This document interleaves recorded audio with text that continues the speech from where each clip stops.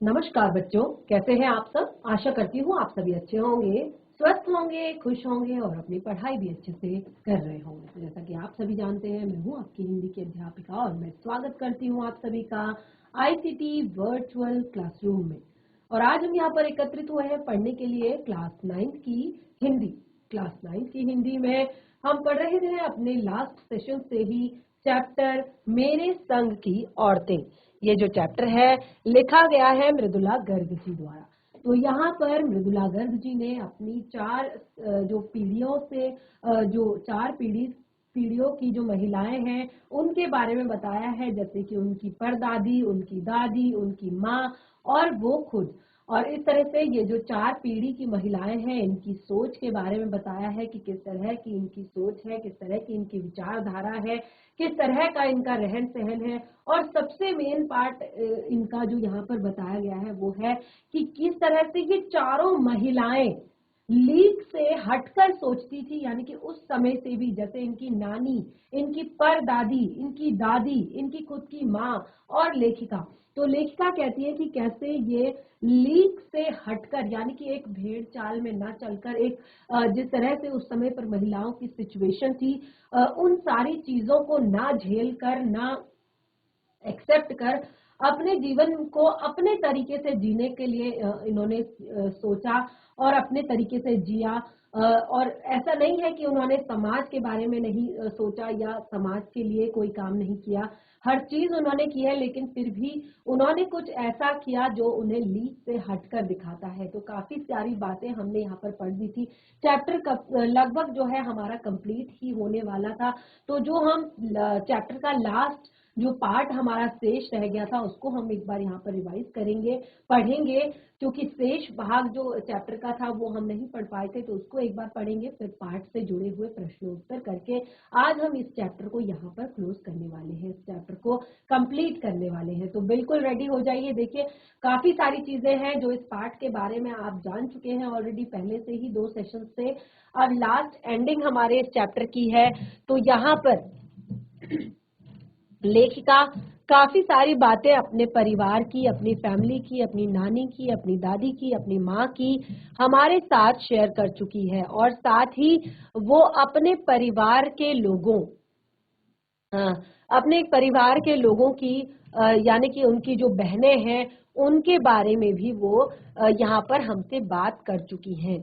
तो अब देखिए, उन्होंने लास्ट में जो हमने यहाँ पर चीजें पढ़ी थी वो ज्यादातर इस तरह की थी कि उनकी जो दादी थी उनमें उनके विषय में उन्होंने बताया था कि उन्होंने मन्नत मांगी थी कि उनकी माँ का जो पहला बच्चा होगा वो लड़की होनी चाहिए। तो इस तरह से लेखिका ने कहा कि वो जो मन्नत मांगी हुई जो लड़की थी वो लेखिका की बड़ी बहन थी।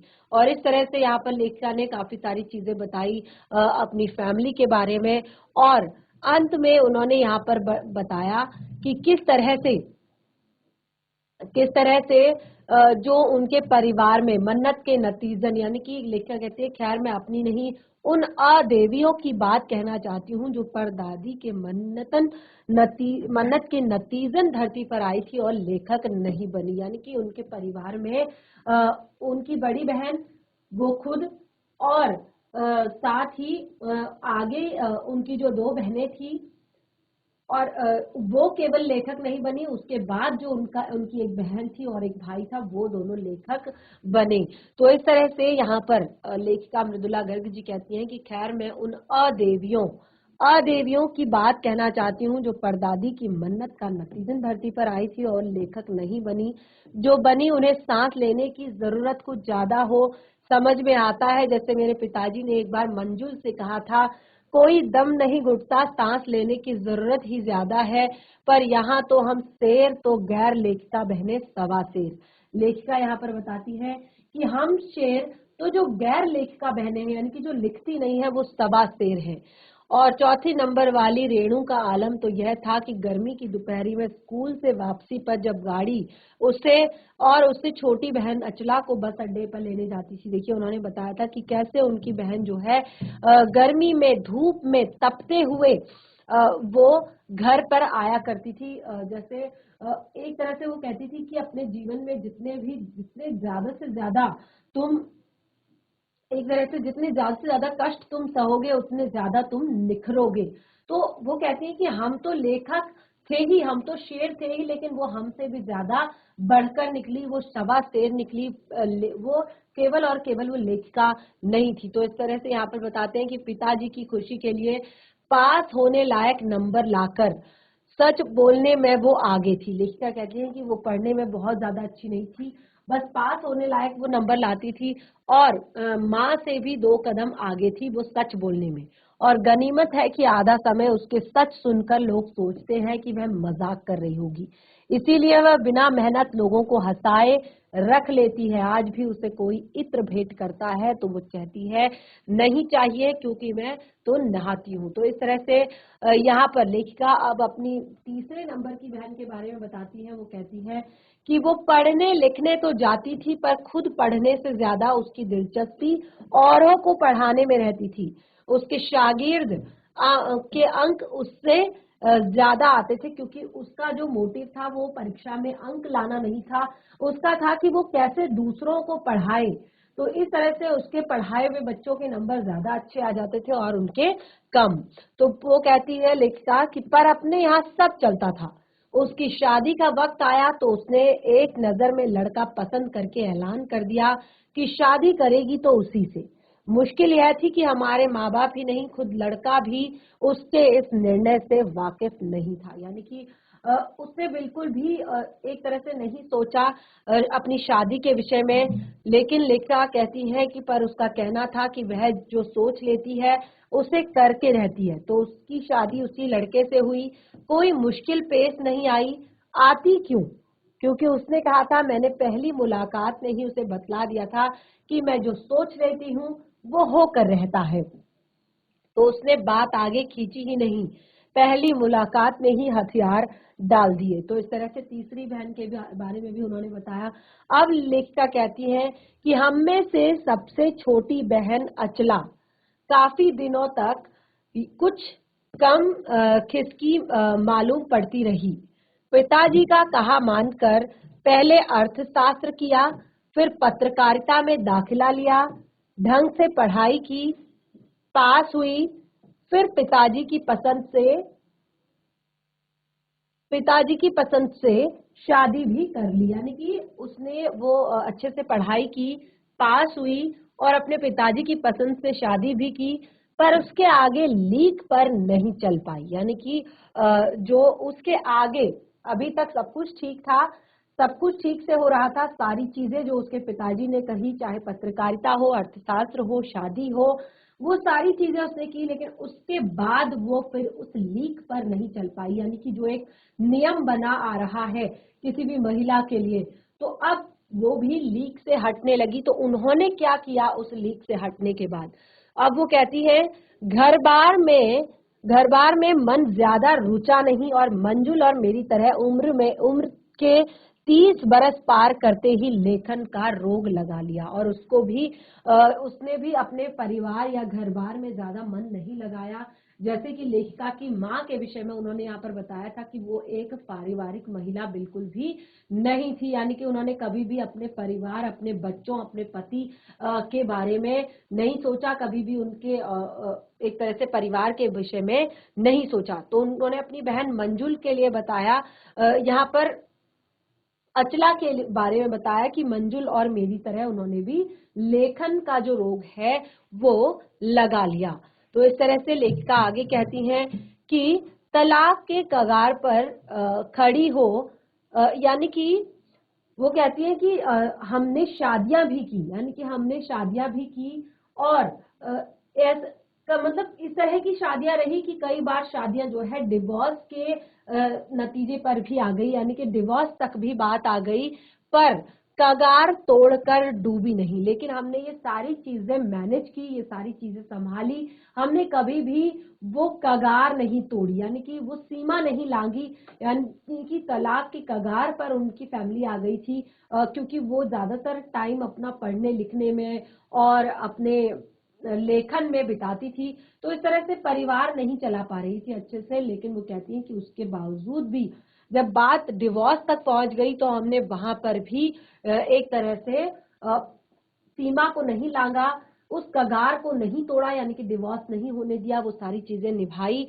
और लेखिका कहती है शायद इसीलिए, जैसा कि मैंने अपने पहले उपन्यास में लिख डाला था कि हम सभी विश्वास करती रही होंगी कि मर्द बदलने से कोई प्रयोजन सिद्ध नहीं होगा, यानी कि अगर आप ये शादी तोड़ भी देती हैं, अगर आप दूसरी शादी भी कर लेती हैं, तब भी आपका प्रयोजन, यानी कि जो आपने एम अपने जीवन का लक्ष्य बनाया है, तब भी आपका वो लक्ष्य सिद्ध नहीं होगा, वो प्रयोजन सिद्ध नहीं होता। घर के भीतर रहते हुए भी अपनी मर्जी से जी लो तो काफी है, यानी कि अगर आप घर के अंदर रह रहे हैं और घर में अपनी मर्जी से जी रहे हैं तो ये भी सबसे बड़ी बात है। तो जैसे कि आपने सुना होगा, शुरुआत में लेखिका ने सबसे पहले अपनी नानी के विषय में बताया था, तो उन्होंने नानी के बारे में यही कहा था कि उनकी जो नानी थी वो बिल्कुल एक तरह से घरेलू गृहस्थ किस्म की महिला थी और बहुत ही सिंपल सादगी भरे विचारों वाली थी। जैसे उनके जो नाना जी थे वो विलायती रीति रिवाज पूरे घर में चलाते थे, उनका खाना पीना, उनका रहन सहन, उनका उठना बैठना, उनका बोलना चालना सारे विलायती ढंग से था, लेकिन उनकी नानी ने कभी भी अपने आप को उस तरह से चेंज नहीं किया। तो लेखिका कहती है कि मर्द बदलने से कोई प्रयोजन सिद्ध नहीं होता, घर के भीतर रहते हुए भी अगर आप अपनी मर्जी से जी लो तो काफी है, यानी कि आप अपनी मर्जी के काम कर सको, आप अपनी मर्जी से रह सको, खा सको, पी सको, घूम सको, तो ये बहुत बड़ी बात है। शादी के बाद मैं बिहार के एक ऐसे छोटे कस्बे डालमिया नगर में रही। अब लेखिका अपने विषय में बता रही है कि जब उनकी शादी हुई, शादी के बाद वो बिहार के छोटे से कस्बे डालमिया नगर में रही, जहां पर मर्द औरतें चाहे पति पत्नी ही क्यों ना हो, तो अगर पिक्चर देखने भी जाते हैं तो अलग अलग दबड़ों में बैठते हैं, यानी कि अलग अलग गाड़ियों में बैठते हैं, अलग अलग जगहों पर बैठते हैं। मैं दिल्ली के कॉलेज से नौकरी छोड़कर वहां पहुंची थी और नाटकों में अभिनय करने की शौकीन रही थी। लेखिका ने बताया कि वो बिहार के ऐसे जगह पर उनका ससुराल था, ऐसी जगह पर वो गई जहां पर चाहे मर्द और औरत जो है वो पति पत्नी ही क्यों ना हो, लेकिन उनको साथ में बैठने का या साथ में पिक्चर देखने का या साथ में घूमने का बिल्कुल भी उनको एक तरह से उसका एक परमिशन नहीं थी। तो लेखिका कहती है कि मैं दिल्ली के कॉलेज से नौकरी छोड़कर वहां पहुंची थी और नाटकों में मैं अभिनय करने की शौकीन रही थी, तो मैंने उनके चलन से हार नहीं मानी, यानी कि मैंने उनका जो चलन था उस तरह का, उससे मैंने हार नहीं मानी और साल भर के भीतर उन्हीं शादीशुदा औरतों को पराए मर्दों के साथ नाटक करने के लिए मना लिया। यानी कि जो उन्होंने कहा कि मैंने बिल्कुल भी इस चीज से हार नहीं मानी और वहां की जो महिलाएं थी उनको जो दूसरे पुरुष थे वहां के, उनके साथ नाटक करने से, यानी कि जहां एक तरह से महिलाओं को घर से बाहर नहीं जाने दिया जाता था, खास तौर पर अपने ही पति के साथ नहीं जाने दिया जाता था, वहां पर लेखिका कहती हैं कि मैंने एक बहुत बड़ा बदलाव लाया। क्योंकि देखिए समाज में स्त्री और पुरुष को समान अधिकार और समान तरह के जो सम्मान है वो दिए जाने चाहिए। तो लेखिका कहती है कि अगर 4 साल तक हमने अगले 4 साल तक हमने कई नाटक किए, यानी कि अगले जो 4 साल थे उन्होंने 4 साल तक कई नाटक किए और उसके बाद अकाल राहत कोष के लिए उन्हीं माध्यमों से पैसा इकट्ठा किया और जो अकाल पड़ जाता था, सूखा पड़ जाता था, उसी के माध्यम से उन्होंने पैसा इकट्ठा किया। तो लेखिका कहती है कि वहां से निकली तो कर्नाटक के और भी छोटे कस्बे में, यानी कि अगर मैं बिहार से निकली उसके बाद मैं कर्नाटक के और भी छोटे कस्बे में चली गई और बागलकोट में पहुंच गई। बहुत ही छोटा कस्बा था बागलकोट, वहां पर लेखिका कहती है मैं पहुंच गई और तब तक मेरे 2 बच्चे हो चुके थे। लेखिका कहती है कि तब तक उनके 2 बच्चे हो चुके थे जो स्कूल जाने लायक उम्र पर पहुंच रहे थे, पर वहां कोई ढंग का स्कूल नहीं था। लेखिका कहती है कि उनके 2 बच्चे तब तक हो चुके थे और वो स्कूल जाने की उम्र के हो चुके थे। लेकिन वहां पर कोई भी ढंग का स्कूल नहीं था। तो लेखिका कहती है लोगों की राय पर, यानी कि जो वहां के लोग थे उनकी राय पर लेखिका कहती है मैंने पास के कैथोलिक बिशप से कैथोलिक बिशप से दरख्वास्त की कि उनका मिशन वहां सीमेंट के कारखाने की आर्थिक मदद से हमारे कस्बे में एक प्राइमरी स्कूल खोल दे।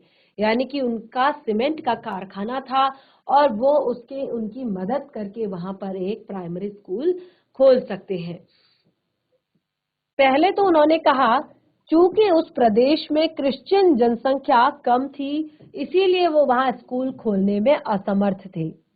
और फिर लेखिका कहती है कि उन्होंने कहा, यानी कि मैंने कहा गैर क्रिश्चियन बच्चों को भी शिक्षा पाने के लायक सिद्ध करते हुए अपना इसरार जारी रखा। लेखिका कहती है कि मैंने वहां पर अपना आग्रह जो था उनसे वो जारी रखा। मैंने ये समझाने की कोशिश की कि केवल और केवल क्रिश्चियन बच्चों या क्रिश्चियन जो जनसंख्या है उनको छोड़कर जो गैर क्रिश्चियन बच्चे हैं, जो दूसरी धर्मों के बच्चे वहां पर है, उनको भी शिक्षा पाने के लायक सिद्ध करना सिद्ध उन्होंने किया कि ये बच्चे भी शिक्षा के योग्य है, इन्हें भी शिक्षा मिलनी चाहिए। तो वो कहती है मैंने अपना आग्रह जारी रखा और तब उन्होंने कहा कि हम कोशिश कर सकते हैं, बशर्ते आप हमें यकीन दिलाइए कि वह स्कूल अगले 100 वर्षों तक चलता रहेगा। लेखिका कहती है कि उसने कहा कि हम आपकी हेल्प जरूर करेंगे, लेकिन आपको हमें एक बात का यकीन दिलाना होगा कि ये स्कूल अगले 100 वर्षों तक चलता रहेगा। तो लेखिका कहती है मुझे गुस्सा आ गया। देखिए कोई भी जो चीज है, जब आप कोई भी काम करते हैं तो शुरुआत में आपको कई बार नुकसान भी उठाना पड़ता है, कोई भी नया काम जब आप करते हैं।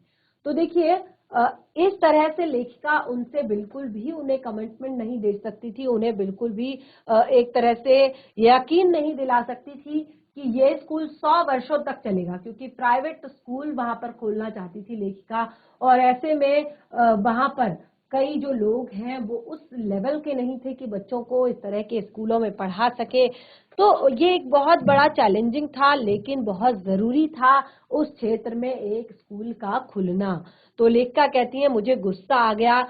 मैंने कहा स्कूल की छोड़िए, किसी के बारे में भी यकीन नहीं दिलाया जा सकता कि वह अगले 100 वर्ष तक चलेगा। यानी कि वो कहती है कि मैंने उनसे कहा कि स्कूल तो छोड़िए, किसी के बारे में भी अभी आपको यकीन नहीं दिलाया जा सकता कि वो अगले 100 वर्षों तक चलेगा।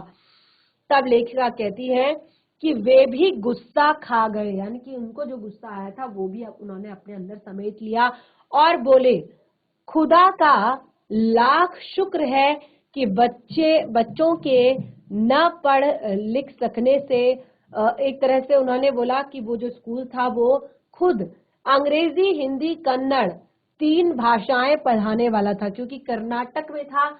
तो देखिए वहां पर जो 3 मुख्य भाषाएं थी, जैसे अंग्रेजी, हिंदी और कन्नड़, वहां की जो आम भाषा वाला प्राइमरी स्कूल लेखिका ने कहा मैं वहां खोलूंगी और कर्नाटक सरकार से उसे मान्यता भी दिलवाऊंगी। वहां के अनेक मेहनती और खिसके लोगों की मदद से यह व्रत पूरा हुआ। लेखिका कहती है कि वहां के जो बहुत ही ज्यादा मेहनती लोग थे और थोड़ा सा जो इस चीज के लिए डेडिकेटेड लोग थे, उनकी मदद से उन्होंने वहां पर काम किया। अब लेखिका कहती है कि मेरे बच्चे तथा अन्य अफसरों के बच्चे उसी स्कूल में पढ़े। बाद में अलग अलग शहरों के अलग अलग ख्यात स्कूलों में दाखिला भी पाया। ख्यात का अर्थ होता है विख्यात। तो इस तरह से लेखिका कह रही है ऐसे अनेक मौके आए जब मैंने अपनी जिद्दीपन के नमूने पेश किए। लेखिका बताती है कि मेरे जीवन में ऐसे बहुत सारे मौके आए जब मैंने इस तरह के जिद्दीपन के नमूने मैंने पेश किए, पर सबसे ज्यादा लेखिका कहती है सबसे ज्यादा उसने मंच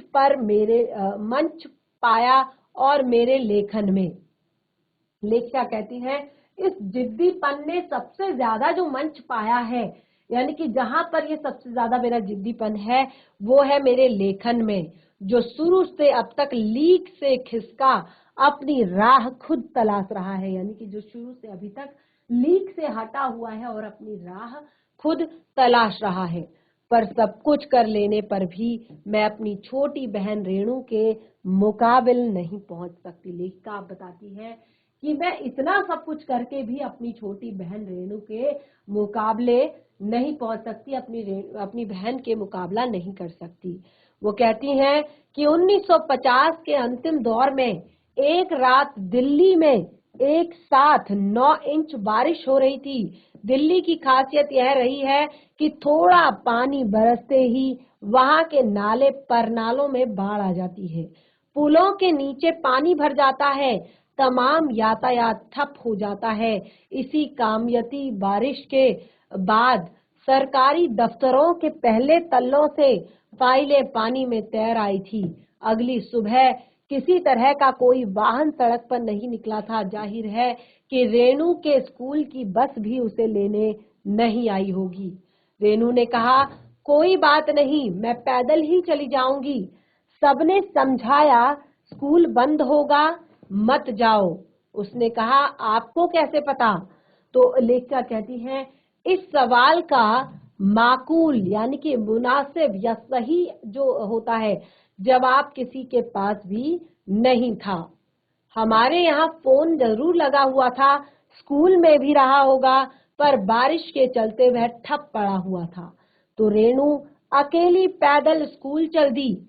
गनीमत यह थी कि बारिश एक मुश्त बरस लेने के बाद थम गई थी। यानी कि अब एक बार की बात बता रही है लेखिका कि किस तरह से उनकी बहन जो है एक बार स्कूल जा रही थी, बहुत तेज बारिश हो रही थी और वो उस टाइम पर स्कूल जा रही थी, सड़कों पर पानी भरा हुआ था और बरस नहीं रहा था, क्योंकि बारिश खत्म हो गई थी अब और सड़कों पर पानी तो भरा हुआ था लेकिन बारिश नहीं हो रही थी।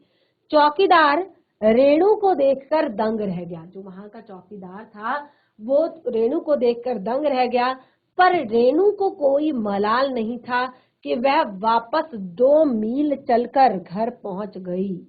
यानी कि उसको बिल्कुल भी मलाल नहीं था कि स्कूल बंद है, वो वापस 2 मील जाकर घर पहुंच गई। और सबने कहा कि हमने तो पहले ही कहा था, यानी कि हमने पहले ही बताया था कि तुम्हें वहां पर नहीं जाना चाहिए क्योंकि शायद जो स्कूल है वो बंद हो सकता है। तो इस तरह से लेखिका कहती है वहां के जो एक तरह से सुनसान शहर थे, निचोट अकेले अपनी धुन में मंजिल की तरफ चलते जाना, सच अकेलापन का मजा ही कुछ और है। लेखिका कहती है कि अकेलापन का जो मजा है वो कुछ और ही है। तो इस तरह से देखिए चैप्टर कंप्लीट हो चुका है। हमने अपने लास्ट 2 सेशन में इस चैप्टर को पढ़ा था और आज हमने लगभग कंप्लीट इस पूरे अपने चैप्टर को कर लिया है। अब हम पाठ से जुड़े हुए प्रश्न उत्तर यहाँ पर करेंगे, तो बिल्कुल रेडी हो जाइए आप सभी कॉपी पेन पेंसिल लेकर, क्योंकि हम यहाँ पर पाठ से जुड़े हुए प्रश्नों के उत्तर करने वाले हैं। तो देखिए सबसे पहला प्रश्न आपकी पाठ्य पुस्तिका से लिया गया है, नोट डाउन करेंगे, कॉपी ले सकते हैं, रफ नोटबुक ले सकते हैं, आंसर जरूर नोट डाउन करेंगे। चैप्टर आपका बहुत ही ज्यादा महत्वपूर्ण है। चलिए नोट डाउन कीजिए। लेखिका ने अपनी नानी को कभी नहीं देखा था। लेखिका ने अपनी नानी को कभी नहीं देखा था। क्यों नहीं देखा था? क्योंकि उनकी माँ के विवाह के पहले ही उनकी नानी की जो मृत्यु है वो हो गई थी। तो लेखिका बताती है कि उन्होंने उनकी नानी को कभी नहीं देखा था, लेकिन फिर भी उनके व्यक्तित्व से वो प्रभावित क्यों थी? वो अपने नानी के व्यक्तित्व से प्रभावित क्यों थी? भले ही उन्होंने अपनी नानी को कभी नहीं देखा था, लेकिन वो उनके व्यक्तित्व से प्रभावित कैसे थी? तो देखिए, लेखिका ने अपनी नानी को कभी नहीं देखा, फिर भी वह उनके व्यक्तित्व के निम्न कारणों से वो प्रभावित थी।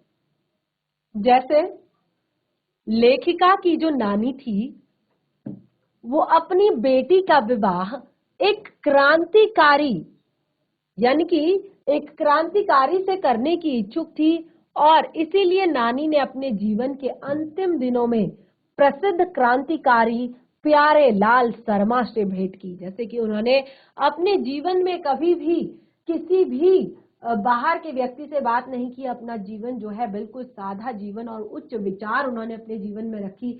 काफी खुले विचारों वाली महिला वो अपने निजी जीवन में थी। तो इस तरह से उन्होंने अपने जीवन के अंतिम क्षणों में जो सबसे बड़े क्रांतिकारी थे, एक प्यारे लाल जी, प्रसिद्ध क्रांतिकारी जी जो थे प्यारे लाल शर्मा जी, उनसे भेंट की और उनसे भेंट करते हुए उन्होंने यही इच्छा प्रकट की थी कि अपनी बेटी की शादी वो किसी क्रांतिकारी से करवाना चाहती है। और इस घटना से उनका देश के प्रति अटूट प्रेम का पता चलता है, यानी कि उनकी देशभक्ति का पता चलता है। अगला है यहाँ पर दूसरा पॉइंट कि कैसे कैसे लेखिका अपनी नानी के व्यक्तित्व से प्रभावित हुई। दूसरा, जीवन भर के पर्दे में रहकर भी उन्होंने किसी भी पर पुरुष से मिलने की हिम्मत नहीं की। इससे उनके साहसी व्यक्तित्व और मन की सुलगती स्वतंत्रता की भावना का पता चलता है। यानी कि उन्होंने अपने जीवन में पर्दे में रहकर किसी पर पुरुष से मिलने की हिम्मत नहीं की, यानी कि वो जीवन भर पर्दे में रही, जीवन भर उन्होंने अपना जीवन सादगीपूर्ण बिताया, कभी किसी से बात नहीं की। लेकिन आज उन्होंने अपने एक तरह से अपनी जब बेटी के विवाह की बात आई तो उन्होंने अपने पति से कहा कि वो उनके मित्र जो क्रांतिकारी मित्र हैं प्यारे लाल जी, उनसे मिलना चाहती है। तो इस तरह से उनके साहसी व्यक्तित्व और मन की सुलगती स्वतंत्रता की भावना, जो उनके मन में स्वतंत्रता की भावना सुलग रही थी, वो उसका पता चलता है। अगला पॉइंट है, देखिए यहाँ पर सारे ही पॉइंट बहुत ही ज्यादा इंटरेस्टिंग है। चैप्टर को अब आपने 2 से 3 बार पढ़ लिया है तो बिल्कुल भी कठिन नहीं होना चाहिए आपके लिए इन प्रश्नों का उत्तर देना। लेखिका की नानी भले ही अनपढ़, पुराने ढंग और हमेशा पर्दे में रहने वाली महिला रही हो, फिर परंतु वो जो महिला थी वो क्या थी, अपने निजी जीवन में आजाद विचारों वाली महिला थी। यानी कि उनका जो निजी जीवन था उसमें वो आजाद विचारों वाली महिला थी। तो इस तरह से काफी सारी चीजें उनकी नानी के अंदर थी जिससे कि लेखिका बिना अपनी नानी को देखे उनसे, उनके व्यक्तित्व से काफी ज्यादा प्रभावित हुई। तो इस तरह से पहला प्रश्न हमारा कंप्लीट होता है। अब हम बढ़ते हैं आगे अपने दूसरे प्रश्न की तरफ। दूसरा प्रश्न है, लेखिका ने नानी की आजादी के आंदोलन में किस प्रकार से भागीदारी रही। यानी कि लेखिका ने नानी की आजादी के आंदोलन में किस प्रकार की भागीदारी रही, किस प्रकार से उन्होंने यहाँ पर जो आजादी का जो एक तरह से आंदोलन था उसमें भागीदारी की। तो देखिए ये तो बिल्कुल स्पष्ट है, आपने अभी चैप्टर को बहुत अच्छे से पढ़ लिया है कि जो लेखिका की दादी है उनका किसी भी जो आंदोलन है उसमें भागीदारी या उन्होंने प्रत्यक्ष रूप से ऐसे कोई भागीदारी किसी भी आंदोलन में उन्होंने नहीं ली। यानी कि वो कभी भी ऐसे प्रत्यक्ष भागीदारी उन्होंने नहीं की, पर उन्होंने स्वतंत्रता की भावना को मन ही मन पनपने दिया। यानी कि स्वतंत्र रूप से भागीदारी नहीं की, प्रत्यक्ष रूप से भागीदारी नहीं की, लेकिन अपने मन में स्वतंत्रता की भावना को मन ही मन पनपने दिया और अंग्रेजियत को नहीं स्वीकारा। और सबसे मेन पार्ट था कि उन्होंने अंग्रेजियत को नहीं स्वीकारा। जैसे कि उनके पति खुद लेखिका के नाना जी ब्रिटेन में रहकर वहां से बैरिस्ट्री पढ़कर आए थे और घर पर उनके सारे रीति रिवाज, सारे रहन सहन, सारा खाना पीना, सब कुछ बिल्कुल ब्रिटिश शासन जैसा था या अंग्रेजों के जैसा था। तो यहाँ पर लेखिका कहती हैं कि उन्होंने कभी भी अंग्रेजियत को नहीं स्वीकारा, जबकि उनके पति अंग्रेजों के भक्त थे, फिर भी नानी को कभी अंग्रेजों की जीवन शैली को नहीं अपनाया। नानी ने अपनी बेटी की शादी क्रांतिकारी से करने की इच्छा व्यक्त की, जिससे उनके देश प्रेम की भावना का पता चलता है। और उनका सबसे बड़ा योगदान यह है कि वह अपने बच्चों को इस विवाह की घटना से, अंग्रेज भक्तों से मुक्त एक तरह से विवाह की घटना से अंग्रेज भक्तों से मुक्त करा लिया। और इस तरह से उन्होंने देश के क्रांतिकारियों को भी बड़ी प्रेरणा प्रदान की। और इस तरह से अप्रत्यक्ष रूप से, यानी कि वो कभी भी इस तरह से उन्होंने सामने आकर अंग्रेजों के खिलाफ कोई भी कार्रवाई नहीं की, कोई भी युद्ध उन्होंने नहीं किया। तो इस तरह से दूसरा प्रश्न भी हमारा यहाँ पर कंप्लीट होता है। तीसरा प्रश्न हम यहाँ पर पढ़ते हैं, लेखिका की माँ परंपरा का निर्वाह न करते हुए, यानी कि लेखिका की जो माँ थी वो परंपरा का निर्वाह न करते हुए भी सबके दिलों पर राज करती थी। इस कथन में क्या अलौकिक है, क्या अलग है, क्या नया है? देखिए, लेखिका की माँ की विशेषताएं थी। सबसे पहले आप लेखिका की माँ की विशेषताएं यहाँ पर पढ़िए कि लेखिका की माँ दुबली पतली थी, सुंदर थी। इस कारण लेखिका ने उन्हें पारिजात बताया था। वे हमेशा खद्दर की साड़ी पहनती थी। वे आजीवन गांधी जी के सिद्धांतों का पालन करती रही। और लेखिका की माँ गोपनीय बातों को प्रकट न करना, सत्यवादी, ईमानदारी, आजादी के प्रति जुनून प्रकट करने वाली महिला थी। यानी कि वो बहुत ज्यादा ब्रेव थी। एक तरह से गोपनीय बातों को अपनी किसी के भी द्वारा बताए गए जो सीक्रेट से गोपनीय बातें थी वो उनको किसी अन्य के सामने प्रकट नहीं होने देती थी। और खास तौर पर वो थी सत्यवादी, यानी कि हमेशा सच बोलने वाली। अगला पॉइंट यहाँ पर लिखा कि माँ अपने भारतीय महिलाओं की तरह बच्चे संभालना, घर गृहस्थी और खाना पकाने तक अपने को सीमित नहीं रखना चाहती थी। उनके पिताजी ने एक तरह से यहाँ पर जो लेखिका की माँ थी, उनके जो पिताजी थे, यानी कि लेखिका की जो नाना जी थे, उन्होंने कभी भी अपनी बेटी को इस तरह से चीजें नहीं करवाई कि तुम खाना बनाओ या तुम बच्चों की हेल्प करो या तुम परिवार में हेल्प करो। इस तरह की कोई बात उनके पिताजी ने उन्हें नहीं सिखाई थी। तो वो एक आम महिला की तरह अपने बच्चे संभालना, अपनी घर गृहस्थी और खाना पकाना अपने आप तक सीमित नहीं रखनी चाहती थी। यानी कि मैं यहीं तक सीमित ना रहूं, जीवन में आगे भी बढ़ूं, कुछ आगे काम करूं, इसके लिए वो इन सब चीजों से नहीं नहीं उन्होंने अपने आप को सीमित रखा था। अगला है, उनका व्यक्तित्व इतना प्रभावी था कि ठोस कामों के लिए न केवल उनकी राय ली जाती थी बल्कि 100% पालन भी किया जाता था। कोई भी एक तरह से जो लेखिका की माँ है उनके लिए कहा कि परिवार में चाहे भी कोई भी काम हो, किसी भी तरह का काम हो, तो सबसे पहले उनकी जो माँ है, लेखिका की जो माँ है, उनसे राय ली जाती थी। और उनकी रायों का 100% पालन भी किया जाता था। अगला प्रश्न है, साथ के साथ जो आंसर है आप उसे नोट डाउन भी कर सकते हैं। अगला जो प्रश्न है, लेखिका की माँ परंपरा का निर्वाह न करते हुए भी अब सबके दिलों पर राज करती थी। यानी कि परंपरा का निर्वाह नहीं करती थी, फिर भी सबके दिलों पर राज करती थी के आलोक में। लेखिका की दादी के घर के माहौल का शब्द चित्र अंकित कीजिए। तो देखिए, ये जो है ये प्रश्न अब आपके लिए होमवर्क है, इसे आप नोट डाउन कीजिए। क्योंकि यहाँ पर देखिए कहा है कि लेखिका की दादी के घर के माहौल का शब्द चित्र खींचिए, यानी कि क्या उनके घर में एक तरह से माहौल था। तो देखिए कुछ चीजें मैं यहाँ पे आपको क्लियर कर देती हूँ, बाकी का आंसर लिखेंगे। जैसे कि यहाँ पर बताया कि लेखिका की दादी के घर का माहौल उस समय के से काफी अलग था। दादी के घर में सब लोगों को अपनी मर्जी के पर चलने की आजादी थी। यानी कि सब लोगों को घर में जो मैच्योर एक तरह से हो गए हैं, अब उनको सारे काम अपने मन से करने की परमिशन दे दी गई थी। और घर में पुत्र पुत्री में भेदभाव नहीं किया जाता था। सबसे मेन चीज थी, तभी उनकी दादी ने कहा था कि उनकी बहू को जो पहला एक तरह से उसका बच्चा होना चाहिए तो वो लड़की होनी चाहिए। तो घर में स्त्री पुरुष या पुत्र पुत्री में कोई भी भेदभाव नहीं किया जाता था। स्वयं लेखिका की दादी ने अपनी बहू की पहली संतान को बेटी ही मांगा था।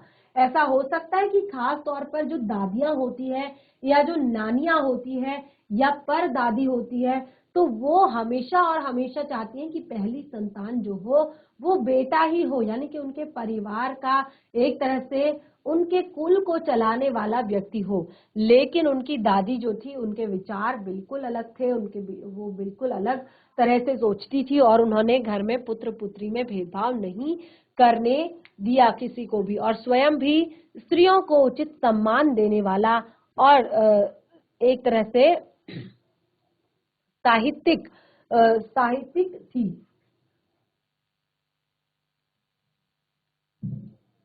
आगे के प्रश्न पढ़ते हैं। प्रश्न नंबर 4। देखिए, जितना आपका होता जा रहा है, जितना आप लिख रहे हैं वो सही है, जितना नहीं लिख पा रहे हैं क्योंकि आपने चैप्टर पहले भी पढ़ा है और इसको एक बार फिर से ध्यान पूर्वक पढ़िए तो आप आसानी से प्रश्नों का उत्तर दे देंगे। तो देखिए, आप अपनी कल्पना से लिखिए। अब सारे प्रश्न जितने हैं ये सब आपके लिए हैं। चैप्टर को अच्छे से पढ़ा है, एक बार और घर पर पढ़िए, उसके बाद प्रश्नों के उत्तर दीजिए। प्रश्न है, आप अपनी कल्पना से लिखिए कि परदादी ने पोतहू के लिए बच्चे के रूप में लड़की क्यों मन्नत मांगी होगी। देखिए, क्योंकि लेखिका की दादी स्वतंत्र और साहसी महिला है और उस समय लड़की की चाह रखना मेरे अनुसार उनके साहस और लीक से हटकर, क्योंकि उस समय पर ज्यादातर लोग कम पढ़े लिखे थे और उनकी सोच जो थी वो इस तरह की थी कि घर पर अगर पहला जो बच्चा हो वो लड़का ही होना चाहिए। तो इस तरह से उन्होंने बिल्कुल ये चीजें जो है लीक से हटकर सोचा और बहुत साहस का उन्होंने वहां पर काम किया। तो आगे बढ़ते हैं। डराने धमकाने उपदेश देने के दबाव डालने की जगह सहजता से किसी भी को भी सही राह पर लाया जा सकता है। पाठ के आधार पर तर्क दीजिए। बहुत ही सरल, बहुत ही आसान। इनको आप अपनी नोटबुक में कर सकते हैं। शिक्षा बच्चों का जन्मसिद्ध अधिकार है, इस दिशा में लेखिका के प्रयासों का उल्लेख कीजिए। देखिए, जो लेखिका है उन्होंने कहा है कि शिक्षा जो है वो बच्चों का जन्मसिद्ध अधिकार है। इसके लिए उन्होंने काफी प्रयास किए, जैसे कि उन्होंने जब वो कर्नाटक के बागनकोट में गई तो वहां उन्होंने एक वहां पर जहां पर पढ़ने की उचित व्यवस्था नहीं थी, उन्होंने वहां पर एक स्कूल खोला और उस स्कूल को सरकारी मान्यता भी दिलवाई और वो इसीलिए उन्होंने पास में खुलवाया ताकि वहां के बच्चों को स्कूल के लिए काफी दूर ना जाना पड़े। उसके बाद देखिए, पाठ के आधार पर लिखिए कि जीवन में कैसे इंसानों को अधिक श्रद्धा भाव से देखा जाता है। ये सारे जो आपके प्रश्न हैं ये आप होमवर्क में कीजिए घर पर और पाठ को रिवाइज भी कर सकते हैं अगर नहीं समझ में आ रहा है। तो देखिए, बाकी के सारे प्रश्न जो हैं वो बिल्कुल आप चैप्टर को घर पर एक बार रिवाइज करके कर सकते हैं। तो इस तरह से हमारा ये चैप्टर आज यहाँ पर कंप्लीट होता है और इसके प्रश्न उत्तर आप जरूर अपनी कॉपी में नोट डाउन कर लें और कोई भी डाउट अगर इस चैप्टर से हो तो उसे जरूर क्लियर कर लें अपने नेक्स्ट सेशन में। तो इस तरह से आज का सेशन भी हमारा यहीं पे समाप्त होता है। हम मिलेंगे अपने नेक्स्ट सेशन में एक नए पाठ के साथ। तब तक के लिए धन्यवाद। आपका दिन शुभ हो।